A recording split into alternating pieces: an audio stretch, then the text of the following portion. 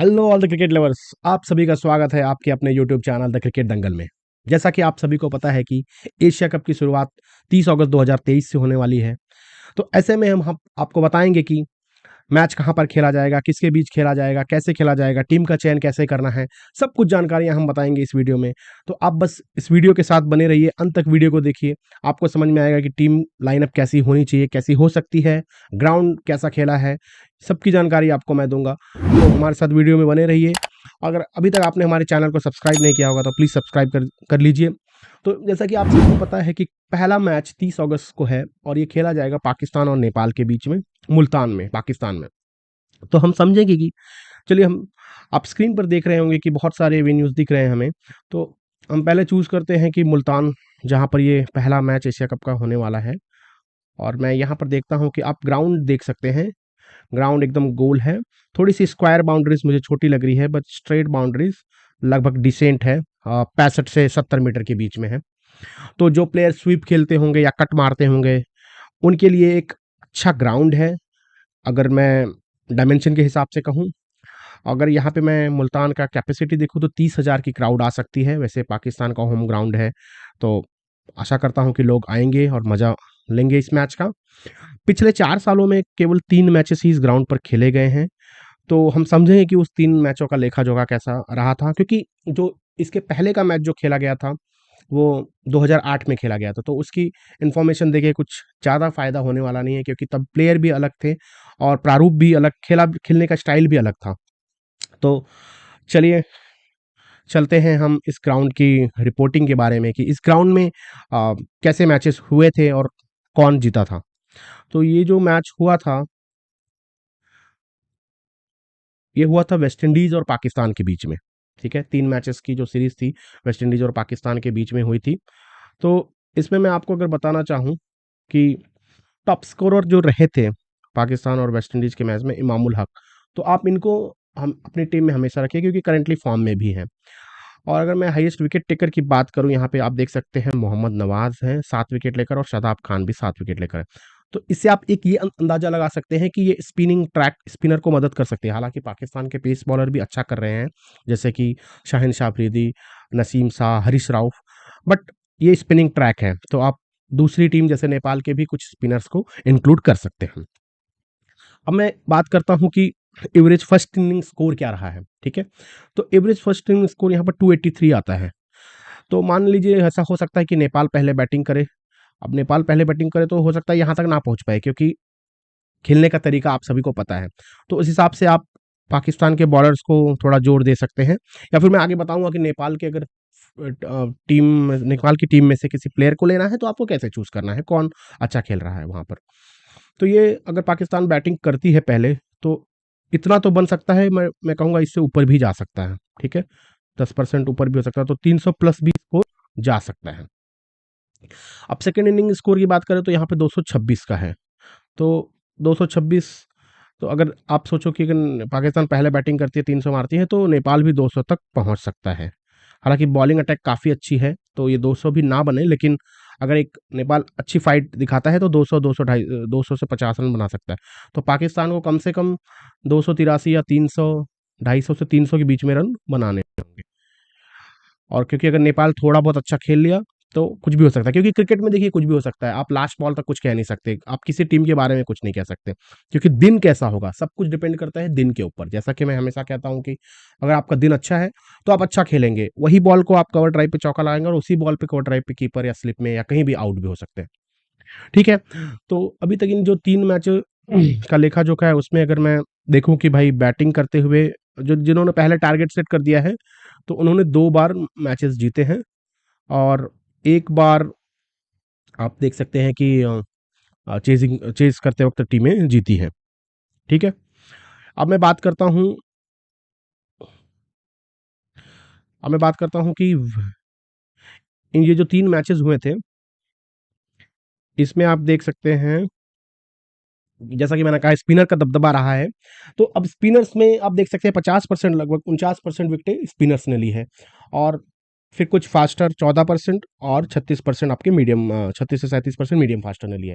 तो आपको अपनी टीम में स्पिनर को इंक्लूड करना ज़रूरी है। अब मैं अगर स्पिनर की बात करूं यहाँ पर, हालांकि ये मैच वेस्ट इंडीज़ और पाकिस्तान के बीच में था, तो इसमें मोहम्मद नवाज और शादाब खान के 30-30, 29-29% कॉन्ट्रीब्यूशन है। बाकी अकील हुसैन 20% 5 विकेट ली थी, और निकोलस पूरन का एक सरप्राइजिंग नाम है। आपने पता नहीं, आपको पता होगा कि निकोलस पूरन बॉलिंग भी करते थे और उन्होंने 4 विकेट ली थी। ये मैच आप एक बार देखिए, आपको पसंद आएगा। और उसके बाद हेडन वाल्स 1 विकेट लिया था इन्होंने।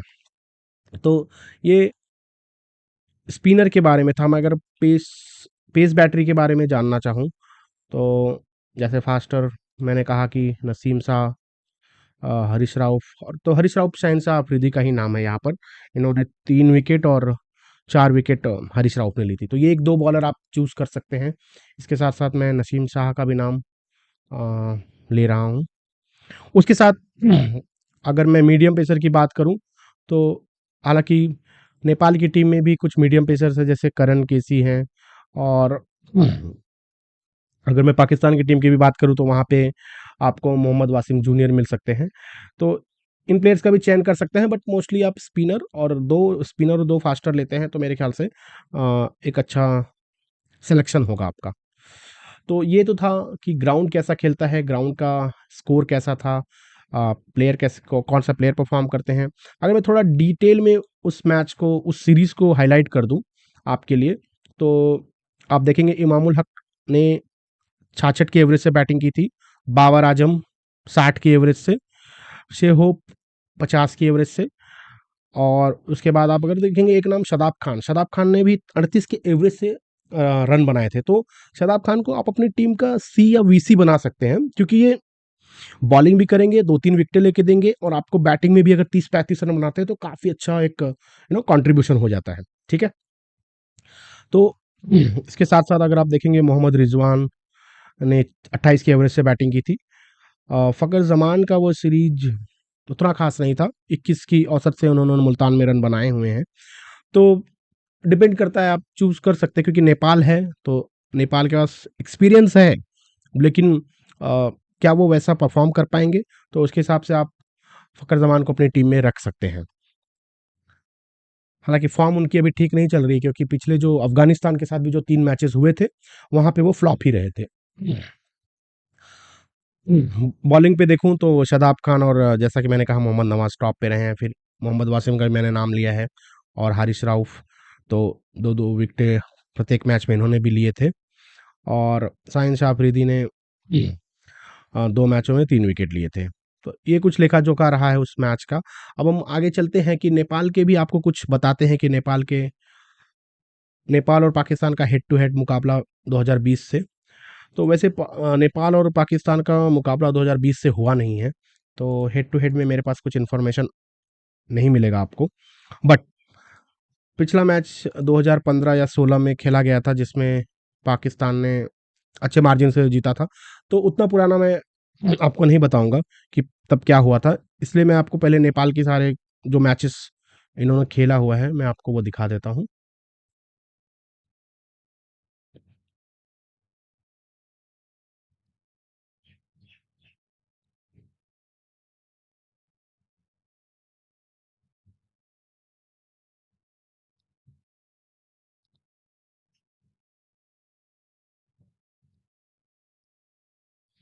ठीक है, तो मोस्टली यूएई के साथ इनके मैचेस हुए हैं। आप देखेंगे टोटल 8 मैचेस यहाँ पर, और नेपाल ने 4 में जीत हासिल की है। तो इसमें आप ये देख सकते हैं कि इनका जो मैचेस हुए हैं, mostly Zimbabwe, Ireland, West Indies और नीदरलैंड के साथ हुआ है। तो नेपाल, आप देख सकते हैं, नेपाल 177 रन से ये मैच जीता था, जो कि नेपाल में ही हुआ था। तो एक अच्छा आंकड़ा है। अगर इनके लेवल की टीमें रहती हैं, तो 50% फाइट बैक मैं कहता हूँ। और आप देखेंगे कि मोस्ट रन स्कोरर नेपाल की तरफ से गुलशन जहाँ, और highest wicket taker Lalit Rajvanshi. तो अगर ये प्लेइंग 11 में खेलते हैं, तो गुलशन जहाँ को डेफिनेटली लीजिए। वो एज अ बॉलर उनको देखा जाता है, बट मौका मिलने पर उन्होंने अच्छी बल्लेबाजी भी की है। तो गुलशन जहाँ एक अच्छे सिलेक्शन होंगे आपकी टीम के लिए, क्योंकि उनका जो रिसेंट स्कोर है वो काफ़ी अच्छा रहा है। तो ये नेपाल के कुछ पिछले 8 मैचेस की सीरीज, 8 मैचेस का लेखा जोखा था, जिसमें से उन्होंने 50% में जीत हासिल किया। पाकिस्तान की अगर मैं बात करूं, तो उनके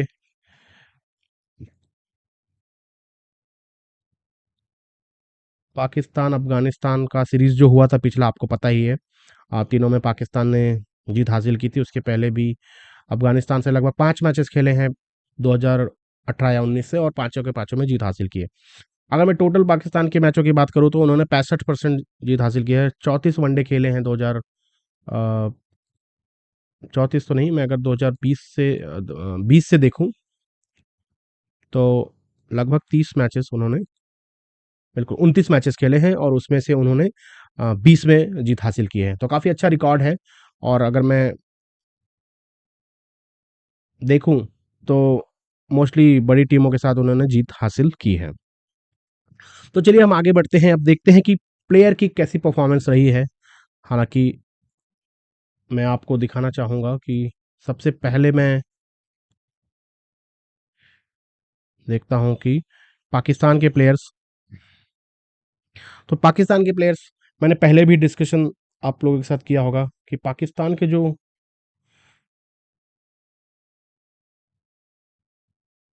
ठीक है, तो पाकिस्तान का आप देख सकते हैं बाबर आजम 68 की एवरेज है, फ़खर ज़मान 46 की एवरेज है, 48 की एवरेज है इमामुल हक की, और मोहम्मद रिजवान 35 की एवरेज से खेलते हैं। इसके अलावा अगर मैं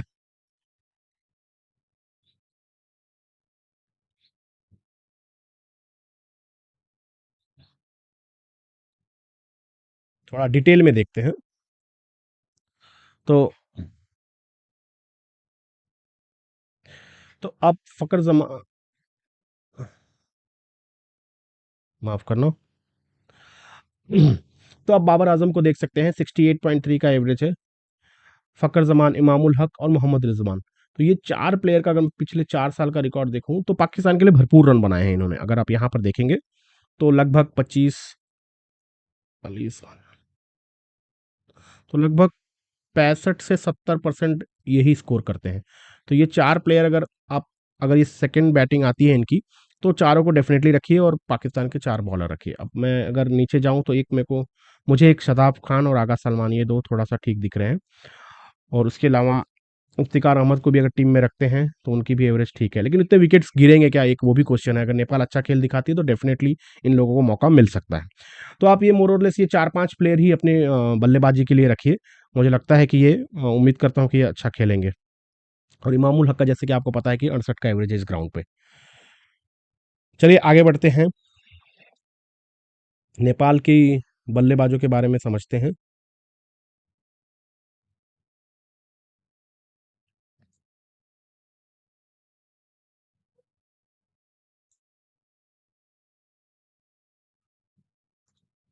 नेपाल के बल्लेबाजों के बारे में जैसे मैंने कहा था, गुलशन झा एक अच्छे बैटर हैं। उन्होंने, अगर आप देखेंगे तो उनके भी 59 का एवरेज है लगभग, तो एक अच्छा एवरेज है 59 का एवरेज। तो आप इनको अपनी टीम में रख सकते हैं, गुलशन झा को। फिर उसके बाद आरिफ शेख लगभग 30 का एवरेज है, कुशल भुरतेल, भुरतेल लगभग 30 का एवरेज है, 29 का एवरेज है। और रोहित पौडेल इनके कैप्टन हैं, उनका भी 28 के करीब का एवरेज है। तो ये कुछ 4-5 बैटर अगर आप चूज़ कर रहे हैं, तो इन 4-5 बैटर को आप अपनी टीम में रख सकते हैं। उसके बाद मैं बॉलिंग की तरफ जाता हूँ। अगर मान के चलिए मैं अ, नेपाल के कुछ बॉलर्स की बात करता हूँ, तो ललित राजवंशी, जैसा कि हमने पहले देखा था कि उन्होंने 5 ही मैच खेले हैं और 13 विकेटें ली हैं। फिर संदीप लैमिचा ने, तो हमें पता ही है, इन्होंने आईपीएल भी खेला हुआ है, 8 मैचेस में 12 विकेट ली हैं। करण केसी का भी जैसे मैंने ज़िक्र किया था, 6 मैचेस में 10 विकेटें ली हैं। और गुलशन झा की जैसे बात की तो वो बल्लेबाजी में भी, हालाँकि एज़ अ बॉलर ही ये आए थे। जैसे वीरेंद्र सहवाग खेलते थे, एज़ अ बॉलर वो स्पिनर का चयन हुआ था, एज़ अ स्पिनर उनका चयन हुआ था, लेकिन उन्होंने फिर आगे चलकर तो आपको पता ही है उन्होंने कैसी बल्लेबाजी की थी। तो गुलशन झा को भी आप अपनी टीम में इंक्लूड कर सकते हैं। तो मोर और लेस ये 4-5 जो टॉप के बॉलर हैं, इनमें से ही आपको 1 या 2 को पिक करना होगा। और पाकिस्तान की बॉलिंग की जैसे मैंने बात कही थी, शादाब खान, मोहम्मद नवाज़, अगर ये 2 खेलते हैं तो इन दोनों स्पिनर को आप रखिए। और शहनशाह अफरीदी, नसीम शाह और हरीश राव, इन 3 में से आप 2 भी रख सकते हैं। 3 अगर पहले बॉलिंग आती है पाकिस्तान की तो 3 5 के 5 ये जो बॉलर मैंने बताए इनको आप चूज़ कर सकते हैं। अब आगे चलते हैं, हम जानते हैं कि टीम कैसी हो सकती है। तो अगर मैं बात करता हूँ कि पाकिस्तान की तरफ से, तो पाकिस्तान की तरफ से मेरे जो टॉप 11 रहेंगे वो ये रहेंगे: बाबर आजम, फ़खर जमान, इमामुल हक, हारिस राउफ। तो ये रेटिंग जो हमने बनाई है, जैसे कि मैंने आपको कहा होगा कि ये डेटाबेस की डिज़ाइनिंग जो है हमने की है, हमने इसमें अपने रेटिंग्स डाले हुए हैं, हमने अपने नंबर्स डाले हुए हैं। तो उसके बेसिस पे जो रेटिंग आ रही है, हम उसके हिसाब से आपको बताना है कि बाबर आजम पाकिस्तान के नंबर वन प्लेयर होंगे, बैटर तो है ही एज अ प्लेयर। फिर उसके बाद फ़खर जमान, फिर इमामुल हक, हारिस राउफ, शाहीन शाह अफरीदी, शादाब खान, मोहम्मद रिजवान, मोहम्मद नवाज, मोहम्मद वासिम जूनियर, नसीम शाह और आगा सलमान।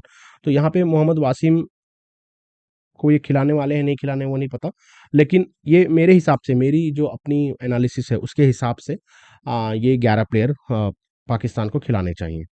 और अगर मैं 12 की बात करूँ, एक प्लेयर और बढ़ा लूँ, तो इफ्तिकार अहमद। तो इफ्तिकार अहमद अगर स्पिनिंग ट्रैक है तो मैं मोहम्मद वासिम जूनियर को हटा के इफ्तिकार अहमद को भी डाल सकता हूँ, क्योंकि अ, अगर स्पिनिंग ट्रैक है तो थोड़ा बहुत ऑफ स्पिन करा लेते हैं इफ्तिकार अहमद, तो मेरे ख्याल से ये चेंजेस हो सकती है।